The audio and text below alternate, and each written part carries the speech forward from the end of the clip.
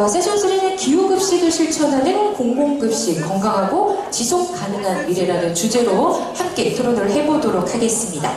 자, 그럼 먼저 이보이 희망 먹거리 네트워크 대표님을 좌장으로 먼저 무대로 모시도록 하겠습니다. 여러분들 박수 좀 부탁드리겠습니다.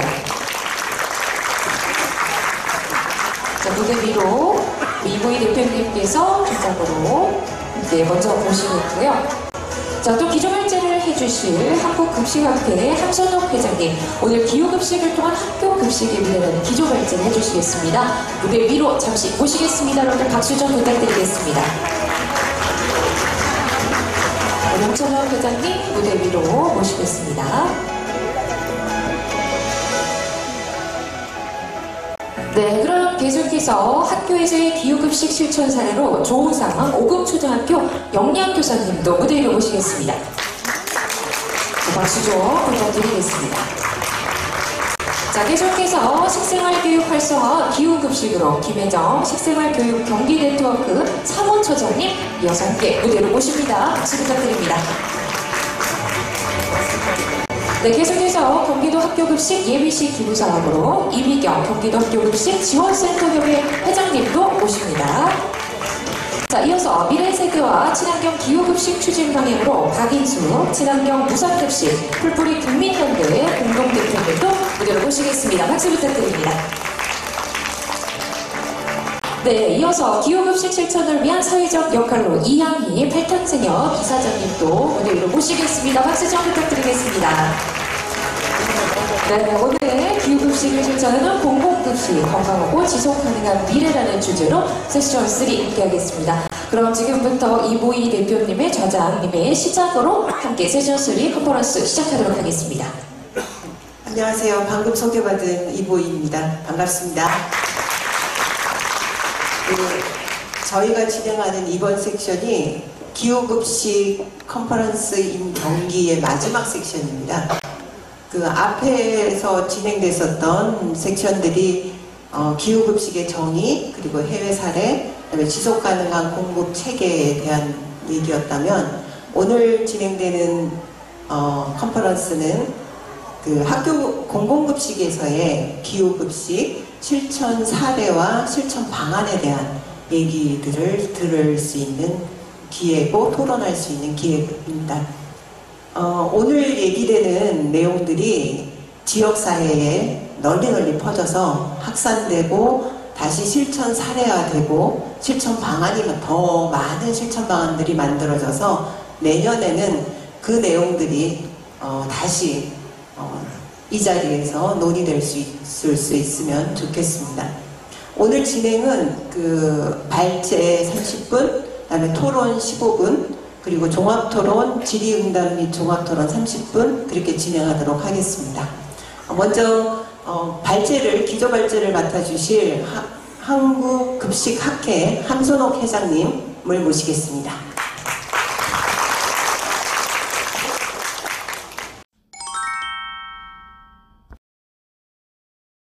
네, 방금 소개받은 한국급식학회 회장을 맡고 있는 연세대학교 식품영양학과 정교수 함선옥입니다.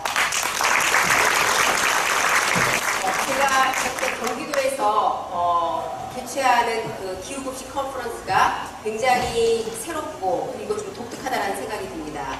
아마 전 세계 어디에서도 어떤 한 지역 정부 기관에서 특히 공공급식 학교 급식이 중심이 되어서 이런 기후급식 컨퍼런스를 여는 일은 굉장히 흔치 않을 것이라고 생각이 됩니다. 그래서 우리나라 급식에서 굉장히 중요한 역할을 해오신 우리 또 경기도에서 이런 기후급식 컨퍼런스를 연다는 게 굉장히 의미가 있다고 생각이 됩니다. 오늘 이제 이렇게 그 좌장님과 그리고 우리 토론에 나와주신 분들께서 너무나 기후급식 분야의 전문가라고 생각이 됩니다. 또 지금 청중석으로 앉아 계신 또 우리 선생님들이나 관계자분들께서도 기후급식의 실제로 그 사례 그리고 현장에서 어떻게 진행되는지에 대해서 매우 잘 아시는 전문가라고 생각이 됩니다. 저는 학교에 있는 사람으로서 우리가 전체적으로 급식 그리고 공공급식, 학교급식을 바라보는 눈 또한 정책과 산업 그리고 현장을 연결하는 이러한 연구를 해온 사람 입장에서 좀 말씀을 드리고자 하고, 저희가 학교 현장에서 대학교 그리고 대학교 연구실에서 연구하는 그러한 내용이 정책으로 연결이 되고 그리고 현장에서 쓰여야 된다고 생각이 됩니다. 네, 이러한 시각에서 제가 여기 전문가분들이 너무나 많이 계시는데요. 학교에 있는 사람 입장에서 저희가 생각하고 있는 이 급식의 중요성, 그리고 우리나라 학교 급식의 우수성, 이런 것과 연결해서 또 전체적인 생태계 조성에 대해서 말씀을 좀 드려보도록 하겠습니다. 저는 제가 조금 전에 제 소개 드렸는데요. 전반 지금 이제 기후급식 들어가기 전에 저희 연구실과 그리고 한국급식학회에서 하는 일을 좀 소개해 드리겠습니다. 저는 연세대학교 식품영양학과에 있는데요. 우리 식품영양학과의 정교수분이 7분이세요. 저 외에는 모두 다 영양학, 식품학 실험을 하시는 분이고, 저는 급식, 외식, 경영연구실을 하고 있습니다. 그래서 나름대로 실험보다는 좀 사회과학 연구를 하고 있고요. 그래서 연세대학교에서 급식과 외식에 관련된 일은 제가 다 맡고 있습니다. 사단법인 한국급식학회는 역사가 굉장히 짧습니다. 2022년 여름에 설립되었고요. 그리고 농림부 주관학회입니다. 제가 급식학회가 없는 걸 좀 이상하게 생각했어요. 제가 지금 박사 받은 지가 한 35년 된 것 같아요. 98년에 박사를 받았습니다. 미국에서 1998년에 박사를 받았고, 미국에서 대학 교수를 한 15년을 했어요. 그리고 종신 교수를 했고, 한국에 들어왔는데요. 그러니까 제가 한국과 미국의 학교급식과 공공급식을 맡고, 급식 산업을 맡고, 또한 연구가 어떻게 이어지는지를 봤죠. 제가 연대에서 석사를 했을 때 제 논문 주제가 학교 급식 영양사의 직무 만족도에 관한 거였고요. 저희 지도 교수님이 양일자 선장 교수님이고 연대 부총장을 하셨는데, 무엇보다 중요한 거는 저희 은사님이 제가 대학교 4학년 때 1989년에 미국에서 처음으로 급식을 박사를 하고 우리나라에 들어오신 분이에요. 그래서 오늘 이제 여기 모이신 선생님들께서 다 아시고 계시는데요. 우리나라 학교 급식의 토대를 만드셨고, 무엇보다도 지금 우리 영양교사 분들 와 계신데요. 우리나라 영양교사를 만드는데 가장 큰 역할을 하신 분이실 거예요. 저희가 이게 급식의 역사가 또 이제는 짧지 않고, 우리나라 학교 급식이 너무나 전 세계적으로 가장 잘하고, 그리고 시스템과 정책이 정말 미국보다도 더 좋죠. 우리가 정말 제가 뒤에서 말씀드릴 텐데, 시작은 학교 급식이 그야말로 전쟁, 6.25 전쟁 1953년이 끝나고 미국에서 밀가루와 우유를 원조를 해줬기 때문에 학교 급식이 시작이 됐죠. 현재 미국과 서구의 학교 급식이 우리나라의 학교 급식에 너무 열광하는 거예요. 물론 여기가 된 데에는 K푸드가 떴고, K푸드가 뜬 데에는 푸드보다 먼저 K컬처, 한국 문화가 뜬 게 굉장히 큰 영향을 미쳤죠. 사실 이러한 변화에는 정부가 앞장섰다기보다는 민간에서 산업에서 잘했다라는 생각이 듭니다. 그런데 우리가 식품산업이 있고 외식산업이 있고 급식이 있는데요. 제가 해보니, 저는 이제 저희 연구실이 급식 외식 경영 연구실인데요. 저희가 급식을 한 70%를 해요. 급식 연구를 한 70%를 하고, 그리고 외식이 한 20-30%를 하는데 굉장히 큰 차이점이 있더라고요. 외식은 사업이고 비즈니스고, 급식은 정책, 폴리시고, 그래서 급식이 변화가 있고 성장하기 위해서는 국가 정책이 먼저여야 된다. 그래서 우리가 공공급식을 하는 사람들은 그냥 사업을 어떻게 해서 돈을 많이 벌까 이어가지고는 안 되는 것 같아요. 먼저 정책을 알아야 되고, 우리나라 학교급식이 어떻게 시작이 돼서 어떻게 발전해왔고, 이런 거에 대해서 역사를 알아야 되고. 그래서 우리가 얘기할 때 급식, 외식, 보통 이제 우리 연대에도 급식, 외식 경영연구실이 있고, 서울대도 급식, 외식 경영연구실이 있습니다. 사실 뭐 대학교에서 요 연구실은 여기 2개인데요. 저희가 급식과 외식에 너무나 이런 큰 차이점 때문에 외식을 전공한 사람들은 급식 연구를 못해요. 왜냐면 사업과 정책은 너무 달라요. 그리고 정책을 빠삭하게 아는 게 너무 힘들어요. 그런데 급식을 한 사람들은 외식을 할 수가 있습니다. 제가 오늘 선생님 여기 계신 분들께 드리는 말씀도 그렇고, 전반적으로 제가 이제 급식 학회를 하고 이러면서 급식에 대한 해안을 가지게 된 거는 제가 물론 이제 뭐 지금 뭐 교수 생활 한 30년 미국과 한국에서 그러한 히스토리도 있지만 무엇보다도 우리 연구실에 박사가 25명인데요. 이 분들이 사실 저의 가장 자랑이에요. 현장에서 대부분 다 경력이 20년 이상 되신 분들입니다. 우리 여기 맨 앞에 계시는 우리 김유실 박사님, 지금 이제 강선초등학교의 영양교사님인데요. 그래서 저는 뭐 학교에서 연구를 하는 사람인데 현장을 모르고 우리 연구는 필요가 없다고 생각이 돼서 제가 현장을 자주 나가서도 보지만은 우리 이제 연구실에 있는 박사분들이 워낙 현장의 베테랑이기 때문에 저에게 제가 또 이렇게 나름대로 상황을 업데이트 하는데 굉장히 큰 역할을 하십니다. 그래서 우리나라가 급식을 너무 잘하는데 제가 2016년에 연대를 왔어요. 처음부터 이상했던 게 급식학회가 없는 거예요. 그래서 이상하다고 생각이 됐어요. 뭐 나중에는 나름대로 제가 파악할 수 있는 게 있었는데요. 그래서 이제 우리가 2022년에 급식학회를 처음 만들었고, 그러면서 우리가 공공급식과 급식 산업에 대한 나름대로의 그 학계에서 할 수 있는 부분을 했습니다. 그런 거 좀 설명을 드릴 거고요. 제가 이제 하고 있는 것 때문에 우리 연구실에서 하고 있는 활동으로 제가 하는 전국 활동이고요. 사실 가장 많은 것은 농림부 활동이에요. 농림부 활동이고 뭐 그 외에 또 우리 연구실에서 군급식을 굉장히 많이 했기 때문에 뭐 국방부 제가 정책 자문위원을 했고 학교급식과 군급식은 굉장히 연관이 깊어요. 왜냐면 2020 코로나를 지나면서 2021년부터 군급식이 엄청나게 정책을 바꿨고 변화를 갖고 왔어요. 그런데 사실 군급식은 법이 없었어요. 급식 방침이라고 1970년대부터 갖고 온 거고 제도권 안에 없었거든요. 갑자기 군급식이 잘하려고 뭔가 규정을 만들려고 정책을 만들려고 하니까 없는 거예요. 그래서 이제 우리나라에 공공급식과 관련된 규정을 다 살펴봤더니 어디가 제일 잘하냐? 학교급식이 제일 잘하는 거예요. 그래서 군급식에서 지금 얼마 전에 군급식 기본법이 나왔는데요. 이거의 토대가 된 게 학교급식입니다. 학교급식 기본법입니다. 그래서 우리나라의 학교급식이 얼만큼 정책이 발전해 있고 현장에서 잘하는가 뭐 이런 게 또 증명이 되고 있죠. 저희가 뭐 이런 것들을 하고 있고요. 제가 무슨 뭐 국방부에서 우리 군급식 제가 활동한 거, 그리고 이제 문체부에서 이런 활동한 것과 여기도 이제 농업농어촌 특별위원회 여기서 굉장히 중요한 주제는 K푸드랑 그리고 수출입니다. 우리가 뭐 정말 얼마 전까지는 급식 수출은 생각하지도 않았죠. 그런데 우리 이제 급식 산업계에서 수출하고 있고 미국이나 유럽 그리고 동남아 쪽으로 수출하고 있고 또한 우리나라의 학교급식, 공공급식이 해외로 여기도 수출은 아니지만 해외의 다른 나라들의 급식을 리딩하는 역할을 하고 있죠. 제가 이런 활동하면서 저희 이제 한국급식학회가 3년 전에 창립이 돼서 그때 창립 기념식 할 때고요. 이때는 이제 농림부에서 차관님이 오셨는데요. 저희가 또 2차 정책 포럼에서는 급식 식자재 조달 체계. 저희 급식학회의 모토가 급식 산업과 정책의 선진화입니다. 그래서 공공급식에서의 정책을 만들고 민간 급식에서의 발전된 급식 시스템이 서로가 상승작용을 일으키는 것,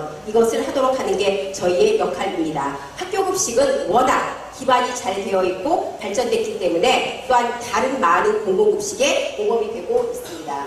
저희가 이제 하고 있는 컨퍼런스 중에서 이제 최근에 했던 것들, 우리가 이제 그 급식 테크 컨퍼런스에서 오늘 이제 그 말씀드릴 때도 잠깐 나오는데 급식실에서 지금 이제 노동 인력들이 조리사분들이 너무너무 힘들고 또 일 양이 많고 또 그런 것들을 또 이 힘든 것들, 수증기가 많이 나오고 열기가 나오는 것들을 로봇으로 대체하는 거, 이런 거에 대해서 많은 우리나라에서 이슈가 되고 있기 때문에 이런 부분에 대해서 이 컨퍼런스를 저희가 하고 있습니다. 그래서 저희가 가지고 있는 슬로건이 이거예요. K급식을 세계급식의 중심으로, 그리고 푸드테크를 대한민국 1등 산업으로. 그래서 저는 제가 그 한 달에 한 번씩 쓰는 칼럼이 있는데요. 그 칼럼에서 가장 중요하게 생각하는 게 우리나라 공공급식이 발전한 거, 그리고 더 발전하기 위해서는 산업과 연결하는 법이 있어야 된다. 이런 것들을 저희가 하고 있습니다. 그래서 뭐 이때도 우리 또 영양교사 분들께서 많이 오셔서 저희 또 학회에서 같이 토론을 해주셨습니다. 이런 것들이 저희 급식학회에서 하는 일이고요. 저희가 이제 기후급식에 대해서 학교에서 바라보는 눈으로 이제 잠깐 좀 말씀드리도록 하겠습니다. 이게 워낙 뭐 전문가 분들이 많으시기 때문에 뭐 저보다 훨씬 더 많이 아실 거예요. 저희가 뭐 기후급식에 대해서 왜 컨퍼런스를 해야 되는가 뭐 너무나 잘 알고 계시죠. 여름에 갑자기 엄청나게 더웠어요. 그리고 갑자기 어디에서 그전에는 없던 홍수가 나고 가뭄이 나고 이제 이렇게 기후 변동이 일어나는 가장 큰 원인은 지금 지구의 상의 온도가 상승하고 있다. 그래서 뭐 북극에서도 이제는 얼음이 이 백곰이 살 그 얼음이 있는 지역이 너무 작은 거예요. 그래서 기후 생태계가 너무나 변하고 있는데, 그래서 뭐 우리가 이제 개인적으로 봤을 때는 갑자기 너무 덥고 너무 춥고 기후의 변화가 나타나는 거죠. 그런데 우리가 식품을 또 연구하는 사람들 입장에서 봤을 때는 이 갑자기 기온이 변해서 기후 생태계가 변화한 것이 우리 전체 식품, 식량 안보, 그리고 먹거리에 영향을 미치는 거죠. 사실 저희 한국 사람 입장에서 보면 그냥 일반적으로 먹을 게 없어서 못 먹는 경우가 많지는 않습니다.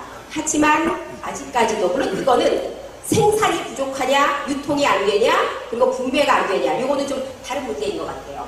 자, 그런데 우리나라에서는 아마 절대적으로는 식량이 부족해서 밥을 못 먹는 경우는 굉장히 드물 거예요. 다만 분배와 유통의 문제는 다른 문제입니다. 그런데 어떤 지역에서는 정말로 이런 생태 환경 때문에 식량이 생산되는 양이 계속 감소하는 거예요. 그래서 이런 지역들은 사실 원래도 식량 안보, 푸드 시큐리티가 안 된대요. 그런데 기후 변화 때문에 그 식량 안보를 하는 율이 점점 떨어지게 된 거죠. 근데 그렇게 되는 게 기후 지금 온도가 1도 1도 1도 높아지면서 그 전에 자라던 식품 품종들이 우리가 그 씨앗 품종들이 못 자라는 거예요. 그래서 이 지구상에 있는 식품 그리고 이러한 생물의 다양성 생태계가 무너지게 된 거죠. 과거에는 있었던 품종들이 없어지는데 그게 굉장히 급속도로 빨라지는 거예요. 그래서 지금 이제 미국에서 한 연구에 의하면은 일정 기간 동안에 온도가 계속 높아져서 지금 이 품종 다양성에서 30품종이 더 이상 생산이 안 되고 그럼으로써 점점 식품 생산량이 줄어들고 그 생산되었던 다양성 품종이 우리 인간이 영양적인 상태를 유지하는 데 필요한 것들이 생산이 안 돼서 섭취가 안 되는 거죠. 근데 이게 가장 큰 이유인데 이 것들이 이러한 현상들이 사실 우리나라처럼 지금 상당히 잘 살게 된 국가들한테 미치지는 않아요. 우리한테는 미친 영향은 다르게 또 있는 건데 하지만 그렇지 않은 상황에도 식량 안보가 안 되었던 그러한 나라들에는 엄청나게 영향이 크죠. 그래서 보면은 라틴 아메리카나 카리브해 국가가 이렇게 극한 기후에 노출이 되어서 영양실조가 점점 커지는데 74% 정도가 이 취약한 영양실조의 큰 취약국가로 분류가 되고 또 이 영양실조율이 점점 증가해서 1.5%가 증가를 했는데 문제는 뭐냐면 아까 말씀드린 것과 같이 이러한 영향이 모든 나라 미국이고 유럽이고 그리고 코리아고 우리 같은 사람들한테 똑같이 영향을 미치는 게 아니라는 거죠. 우리가 계속해서 전 세계에서 취약계층이라고 생각했던 그런 그룹들에게 점점 영향이 커진 거죠. 그래서 지금 보면은 경제위기 국가 그리고 빈곤층, 여성, 아동 등 취약계층의 피해가 점차 심각해진다는 것이죠. 온도가 1도 상승할 때마다 그러면 우리가 먹는 식량에 얼마큼 영향을 받나 봤더니 그냥 평균 인구로 봤을 때 전 세계 식량 생산량이 온도가 1도 상승할 때마다 1인당 평균 120kcal가 감소했다. 그만큼 식품을 못 먹은 거예요. 자, 그런데 이게 그냥 평균이에요. 전 세계 평균 인구로. 아까 말씀드린 것처럼 우리는 기후가 높아져서 우리가 영양에 그야말로 뉴트리션 섭취하는 데 큰 영향을 받지는 않아요. 그래서 저 수치가 평균이기 때문에 아까 말씀드린 것처럼 취약한 국가들, 취약 계층에는 저 영향이 훨씬 더 크다는 거죠. 또 이게 경제에 영향을 미치죠. 갑자기 기온이 폭등해서 그 전에 9월에는 나와야 될 배추, 무가 안 나오는 거예요. 경제에 영향을 미치고 우리 학교급식을 보면 그럼 학교급식이 이 기후급식과 관련해서 왜 중요한가? 워낙 규모가 크다는 거예요. 2024년에 교육비 기준으로 하루에 562만 명이 학교급식을 먹는다는 거죠. 엄청난 숫자죠. 그래서 학교급식이 실행되기 위해서 생산, 유통, 그리고 제공이 되고 폐기까지 이 모든 과정에서 식품이 다 들어가고 각각의 단계에서 탄소 배출량, CO2 배출량이 다 발생을 하고 그렇기 때문에 전체적으로 어마무시한 영향을 미치는 거죠. 결국은 기후가 엉망이 되고 온도가 막 올라가는데 영향을 미치는 산업들이 몇 개가 있을 거예요. 아마 가장 큰 거는 우리가 화학산업, 그리고 교통산업, 우리가 매일매일 다니는 자동차, 여기에서 나오는 배기가스, 이쪽이 가장 크고요. 하지만 우리가 식량, 그리고 우리가 먹는 음식 때문에 생기는 우리가 CO2 배출량이 또 엄청난 또 영향이 되고 있습니다. 우리가 이제 그러면 기후급식 학교에서 과연 무엇을 할 것인가? 사실 다들 알고 계세요. 결국은 우리가 학교급식을 제공하는 모든 일련의 단계, 생산부터 폐기까지 이 단계에서 CO2 배출량을 줄이자는 거죠. 그러면 이 CO2 배출량을 줄이는 것은 첫 번째 생산 단계에서 줄일 수 있고 유통 단계에서 줄일 수 있고 또 폐기 단계에서 줄일 수 있다고 생각이 됩니다. 생산 단계에서는 식품이 생산이 되는데 육류도 있고 식물성도 있고 그런데 육류는 이 동물들을 기르는데 더 많은 물과 또 그 안에 들어가는 먹이와 그리고 땅에 훨씬 더 많이 이용이 되기 때문에 결과적으로 CO2 배출량이 많다는 거죠. 그거에 비해서 식물성, 야채과일, 채소 이것들을 우리가 경작하는 데는 훨씬 더 적은 재원이 들고 결과적으로 CO2 배출량이 적다는 거죠. 또한 우리가 유통하는 단계에 있어서 결국 우리가 푸드 마일리지, 식품이 생산이 되어서 farm to table, 식탁까지 오르기까지 이 이동 거리가 길어지면 그만큼 CO2 배출량이 많아지겠죠. 그래서 우리가 농가, 바로 그 학교 급식이 있는 지역 농가에서 식품을 구매해서 쓰는 거 이런 것도 굉장히 중요하고요. 또한 제철 음식을 사용해서 더 값싸게 그리고 또 남는 것이 없게 이렇게 하는 것도 CO2 배출량을 줄이는 거고 또한 잔반 감축하는 거 굉장히 중요하다고 생각이 됩니다. 아마 이 학교에서 지금 영양교사 또는 영양사 분들께서 엄청나게 신경을 쓰셔서 학생들이 선호하는 급식을 굉장히 잘하고 계세요. 그럼에도 불구하고 학생들이 특히 이제 고학력이 더 본인들이 선호하는 음식이 있고 굉장히 영양가가 있음에도 불구하고 안 먹는 것들이 있는 거죠. 하지만 학교급식에 그렇다고 해서 학생들이 원하는 것만 줄 수는 없어요. 왜냐하면 이 학교급식은 교육급식이기 때문에 이 학생들이 평생 자기의 식습관이 형성이 된 그러한 것을 기르는 거기 때문에 영양적으로 충분히 좋은 것들을 줘야 돼서 아마 그 현장에 계시는 분들께서 굉장히 또 고민이 많으실 것 같아요. 그래서 이제 잔반을 줄이기 위해서 여러 가지로 이제 저희가 노력을 하고 있죠. 학생들이 선호하는 메뉴 파악 잘하고 그리고 제철 식재료 사용하고 또 요즘은 푸드 스캐너 등 사용해서 학생들에게 또 본인들이 좋아하지만 또 영양가 또 있는 거를 좀 재미있는 방법으로 학생들이 섭취할 수 있게 이런 것들을 많이 하고 있습니다. 기후변화에 대한 세계인의 인식과 한국인의 인식 차 제가 봤을 때 글쎄요 어떻게 인식하느냐 차이 나름일 것 같아요. 이따 차이가 크다라고 볼 수도 있고 없다라고 볼 수도 있고 다만 그냥 눈에 띄는 거는 자 지구 온난화 그리고 지금 기후 온도가 상승하는 거는 다 문제라고 생각해요. 자 그런데 내가 지금의 이러한 현상을 좀 완화하기 위해서 내가 어떤 행동을 할 수 있다 내가 어떤 행동을 해야 한다. 그야말로 행동지향적인 측면에서는 분명히 서구, 미국이나 유럽 사람들에 비하면은 우리나라 국민들이 조금 더 약하기는 해요.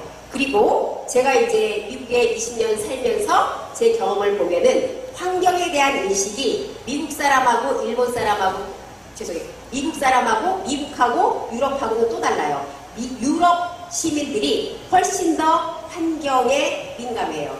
그래서 미국 사람들은 환경과 그리고 실용성 측면에서 많이 고민을 해요. 예를 들면은 미국은 가면은 무조건 그 큰 도시에 가면은 대부분 길도 넓게 뚫려 있고 엄청나게 넓고 반듯하고 평평하게 지어놨죠.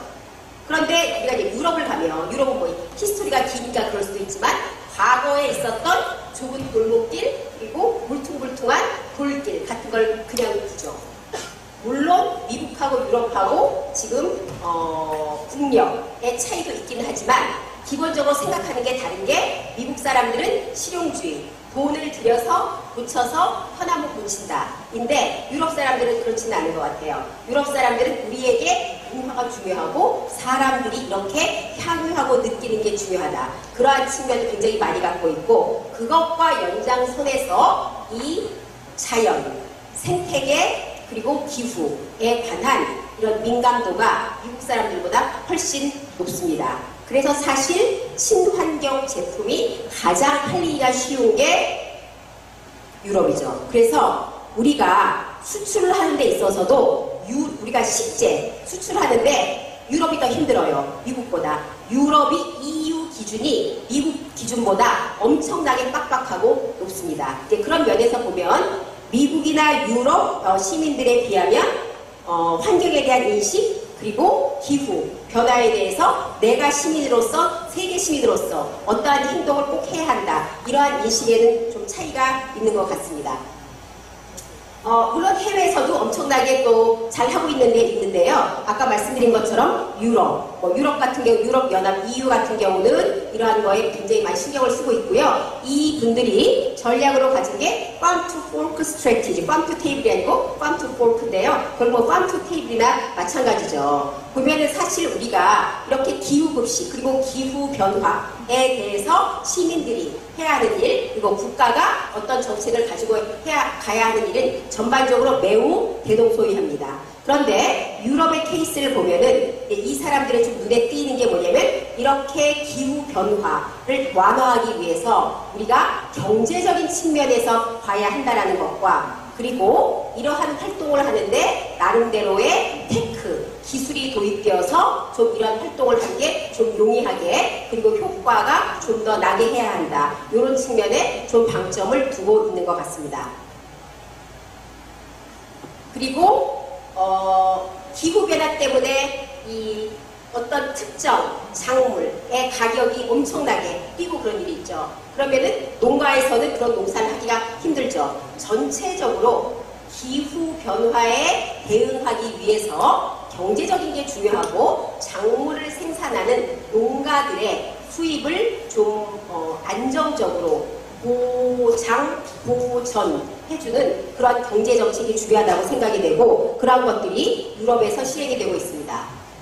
일본 너무 잘 아실 거예요. 우리가 지산지소, 결국은 그 지역에서 생산된 작물을 사용한다라는 것이고, 일본 같은 경우에는 이러한 것들이 학교 급식소에서 엄청나게 잘 활용이 되고 있는 것들, 그리고 지산지소가 우리 학생들의 교육으로 현장에서 활용되고 있는 것, 이런 것들이 우리나라도 굉장히 잘하고 있는 부분이죠. 이제 한 가지 예시를 보면은 이 초등학교 오가사하라 여기 초등학교에서는 전체 급식 인원이 학생이 607명, 교직원이 40명인데요. 여기서는 지역산 농산물을 80%까지 사용하는 거, 좀 이게 눈에 띄입니다. 그리고 이제 학생들에게, 우리도 하고 있는 건데요, 학생들에게 이런 경작하는 체험을 교육으로 잘 하는 것들, 당연히 이제 이러한 것들이 전체 세계 기구에서도 나름대로 지원을 하고 장려를 많이 하고 있는데요. 예를 들면은 Food and Agricultural Organization, 식량 농업 위원회 조직에서도 많은 것들을 하고 있고, 특히 저개발 국가 대상으로 지원을 하고 있는데요. 사실 이제 이 저개발 국가는 이 단계가 나라마다 다르기는 한데 급식 시스템이 안 깔려있는 경우가 많죠. 급식 시스템이 안 깔려있으니까 수요 예측은 당연히 안 되고, 또 여러 가지로 식재료가 공급도 제대로 안 되고, 또 이러한 유통, 또 제공되는 것, 이런 게 잘 안 되는 거기 때문에 아마 급식을 제대로 하기 위해서는 이렇게 저개발 국가에서는 무엇보다도 먼저 이 급식 시스템이 깔리는 것이 필요하다고 생각이 되고 우리나라에서도 또 이러한 국가들에게 많은 지원을 해주고 있습니다. 또 이제 월드 푸드 프로그램 해서 이제 뭐 세계 식량 프로그램 여기에서도 이제 비슷한 것들을 하고 있고요. 이러한 것과 관련해서 우리나라의 발전된 그 학교 급식 시스템이 또 많이 적용이 되고 또 ODA를 통해서 또 여러 가지 우리가 비영리 단체를 통해서 우리나라의 발전된 학교 급식이 공공급식이 해외 이러한 나라들을 돕기 위해서 많은 역할을 하고 있는 것으로 압니다. 뭐 우리나라 학교급식 뭐 여기 계신 분들 다 아실 거예요. 너무나 눈부신 발전을 해왔죠. 1953년 그야말로 6.25 전쟁 이후에 폐허에서 미군의 원조로 우리가 우유와 빵을 먹었고 73년이 지나면서 좀 나름대로의 좀 지금 보면은 전 근대적인 방식이지만은 학교 급식 자립기를 거쳐서 1981년부터 이때부터 지금 학교 급식이 제도화가 들어갔고 제도화가 들어갔다라는 것은 나름대로 미국의 발전된 학교 급식 시스템을 우리나라에 도입됐다라고 볼 수 있고요. 91년이 지나면서는 우리나라 학교 급식이 너무나 많이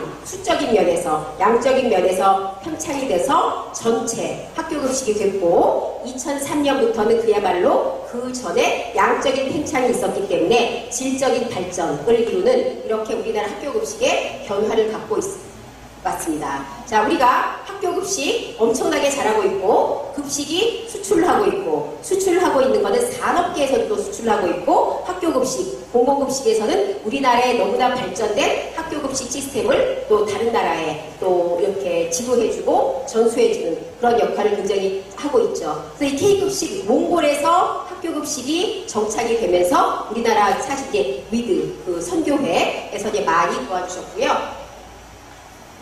우리가 이제 친환경 식자재 관련해서 이유식, 영양 꾸러미 사업, 이런 거 그 농림부에서 하고 있는 건데요. 굉장히 잘 하고 있고, 또한 이러한 것이 어린이집에까지 공급이 되어서 어린이집에 유치원 초중고와 같이 품질의 안전한 식재료를 공급하는 이러한 것들을 하고 있습니다. 우리가 기후급식 학교에서 나름대로 현장에서 영양교사, 영양사 선생님들이 많이들 잘하고 계신 것 같습니다. 이렇게 현장에 계신 분들의 노력으로 우리 학생들이, 어린 학생들이 정말 고기만 먹고 코로나를 지나면서 단짠단짠이 가장 좋은 거라고 생각하고 왔는데 학교 급식에서 좋은 식습관을 만들어 주셔서 학생들이 이런 균형 잡힌 식사를 하고 평생의 건강에 기반이 될 식습관을 만든다고 생각이 됩니다. 자, 그래서 뭐 샐러드바 많이 운영하고 채소 과일 충분히 사용해서 학생들이 예전에는 어린 학생들이 뭐 이런 거 잘 안 먹었어요. 그런데 이제는 많이 또 우리가 학교 급식을 통해서 발전 학생들의 이 입맛도 건강하게 되는 것들을 볼 수 있습니다.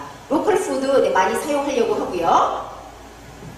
또 이제 이것과 관련이 돼서 우리가 학교 급식에서 탄소, CO2를 배출하는 것을 줄이고 또한 그런 거를 관리하고 또 종사하시는 분들에게 쾌적한 근무 환경을 만드는 그러한 작업들 그리고 기술이 많이 도입이 되고 있습니다. 사실 이제 로봇 급식은 기후 급식은 아니나 워낙 학교 급식의 정말 온도가 여름에는 너무너무 높아지고 이 습도가 숨을 쉴 수 없는 정도가 되고 또 거기에다가 뜨거운 거, 부침이나 국 끓이는 거나 또 튀김 같은 걸 하게 되면은 거의 이제 장을 하기가 힘든 상황이 되는 거죠. 이러한 상황을 해소하기 위해서 로봇이 도입이 되어서 하나하나씩 하고 있고 또 경기도도 그런 면에서 잘 하고 계신 걸로 알고 있습니다. 그러니까 이런 것들을 관리할 수 있는 테크가 도입이 되어서 급식실에서 공기질을 모니터링하고 또 이제 우리 학교 급식에서 계속 환경 개선 사업을 해서 또 이렇게 기기를 새로운 걸로 바꿔서 그 전에보다 더 CO2 배출이 훨씬 줄이는 그러한 것들을 하고 있습니다. 결국 저희가 기후급식을 통해서 학생들은 건강한 식사를 하게 되고 그것이 학생들에게 식습관으로 남고 교육에 효과가 있고 이 학생들이 자라면서 어른이 돼서도 똑같은 활동을 해야 한다고 생각을 하겠죠. 또한 우리가 이제 기후급식을 할 때 로컬 푸드 사용하고 또 제철 식재로 사용하고 이러한 것들이 경제 효과가 있다라고 생각이 되고요. 전체적으로는 전 세계에서 지금 문제로 생각하고 있는 기후의 문제를 한국 전체에서 우리가 해결하고자 하는 것이고, 그것의 중심이 워낙 학교 급식이 방대하게 실행이 되고 있기 때문에 이 기후 문제를 해결하는 데 있어서 학교 급식 현장에 계신 분들이 주역이 되어서 활동하고 있다라고 생각이 됩니다. 그래서 오늘의 이 경기도에서 여는 기후급식 컨퍼런스가 의미가 있다라고 생각이 돼요. 그래서 제가 봤을 때 기후 문제를 해결하는 데 있어서 공공급식의 역할이 크고, 그 중에서도 우리나라에서는 이제까지 특히 학교급식이 전반적으로 모범된 발전된 시스템을 갖고 왔는데, 우리가 기후 문제 해결을 하는 데 있어서도 큰 역할을 해오셨다라고 생각이 됩니다. 또 이러한 면에서 경기도가 또 앞서가는 또 여러 가지 정책을 갖고 계셔서 학교급식 경기도가 또 중심이 되고 선도하는 역할을 하면서 우리나라의 공공급식이 전 세계의 기후 문제를 해결하는데 굉장히 큰 역할을 하신다고 생각이 되고 또 중심이 되리라고 생각이 됩니다. 앞으로 저희 한국급식학회에서도 이렇게 급식에서의 주요한 문제를 계속 관심을 가지고 또 저희가 협업하는 관계로 점차 기후 문제도 해결하고 또한 학교급식 발전에 같이 하고자 합니다. 자, 이제까지 제 강의 들어주셔서 감사합니다. 고맙습니다. 감사합니다. 사실 처음에 한국급식학회 설명을 길게 하셔서 조마조마했거든요. 시간에 맞추실 수 있을까? 역시 교수님이시라서 시간을 딱 맞춰주셨습니다. 감사하고요. 그 학교급식과 공공급식이 기후급식이 끼치는 영향에 대해서 마지막으로 정리를 잘 해주신 것 같습니다.